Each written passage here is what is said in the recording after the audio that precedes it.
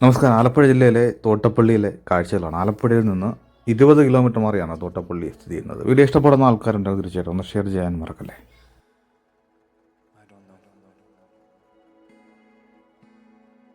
വളരെ മനോഹരമായ ഒരു സ്ഥലമാണ് തോട്ടപ്പള്ളി. കടലും കായലും ഒക്കെ ചേർന്നിട്ടുള്ള വളരെ ഗംഭീരമായിട്ടുള്ളൊരു സ്ഥലം. നമ്മൾ ഹൈവേ കൂടെയുള്ള യാത്രയിലാണ്. മറ്റുള്ള സ്ഥലങ്ങളൊന്നും കാണിക്കില്ല. ഹൈവേയിലൂടെ യാത്ര ചെയ്ത് പോകുന്ന ഭാഗങ്ങൾ മാത്രമാണ് കാണിക്കുന്നത്.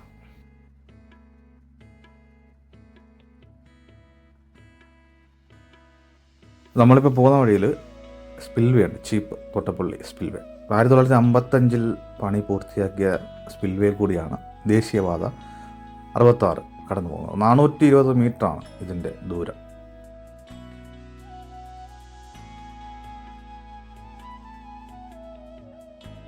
ഈ തോട്ടപ്പള്ളിയിൽ നേരത്തെ നമ്മുടെ ദേശീയ വികസനത്തിൻ്റെ ഭാഗമായിട്ട് സ്ഥലമെടുക്കുന്നതുമായിട്ട് ബന്ധപ്പെട്ടൊരു വലിയ വിവാദം ഉണ്ടായിരുന്നു. അത് വേറൊന്നുമല്ല, ഒറ്റപ്പന എന്ന് പറയുന്ന സ്ഥലത്ത്, ഒറ്റപ്പന എന്ന സ്ഥലമല്ല, അവിടെ ഒറ്റപ്പന ഉണ്ടായിരുന്നു. തോട്ടപ്പള്ളി ഒറ്റപ്പന എന്നാണ് ആ സ്ഥലത്തിൻ്റെ പേര്. പന ഉള്ളതുകൊണ്ട്, ഒറ്റപ്പന ഉള്ളതുകൊണ്ട് ആ സ്ഥലത്തിന് ഒറ്റപ്പന എന്ന പേര് വന്നേ. അത് ഈ ഒരു വിശ്വാസങ്ങൾ എന്താ വെച്ചാൽ ഒരുപാട് ആൾക്കാർ വിശ്വസിക്കുന്ന ഒരു സംഭവമായിരുന്നു ഒറ്റപ്പന. അത് മുറിച്ച് കളയേണ്ടി വന്നിട്ടുണ്ടായിരുന്നു. അത് വലിയൊരു വിവാദമായിരുന്നു. അതായത് വിശ്വാസങ്ങൾക്കെതിരെ പ്രവർത്തിക്കുന്ന സർക്കാർ എന്നൊക്കെ പറഞ്ഞ് അന്ന് വലിയ പ്രക്ഷോഭവും കാര്യങ്ങളൊക്കെ ഉണ്ടായിരുന്നു. പിന്നെ അത് ഹൈവേ വികസനത്തിൻ്റെ ഭാഗമായിട്ട് അത് മുറിച്ച് മാറ്റപ്പെടേണ്ടി വന്നു.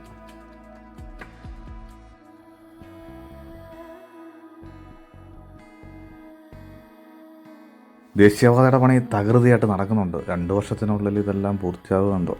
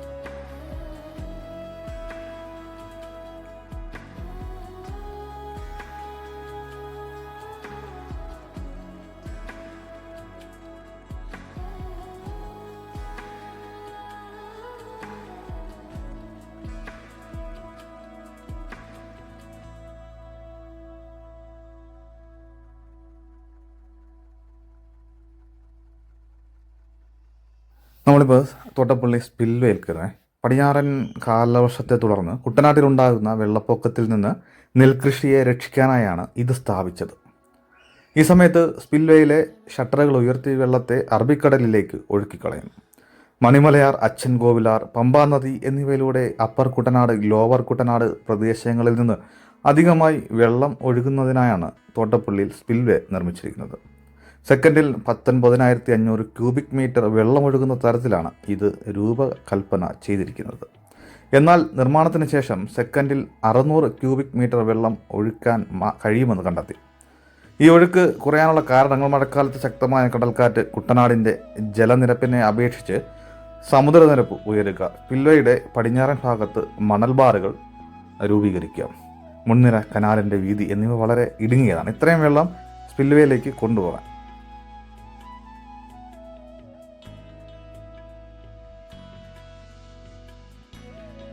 തോട്ടപ്പള്ളിയിൽ പുതിയ പാലത്തിൻ്റെയൊക്കെ പണി നടക്കുന്നുണ്ട്. അതുപോലെ ഇതിനു മുമ്പ് കുറച്ച് നാൾ മുമ്പ് ഇപ്പോഴും ഉണ്ടോ എനിക്കറിയാം, ഇപ്പം പോകുന്ന സമയത്ത് കണ്ടില്ല.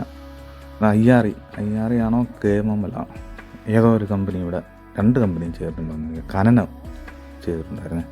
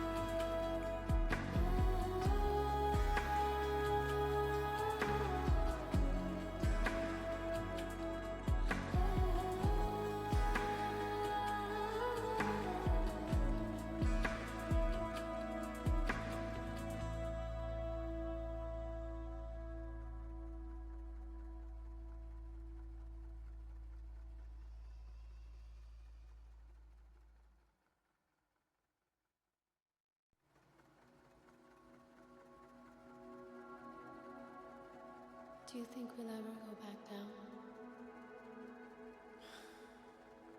I don't know.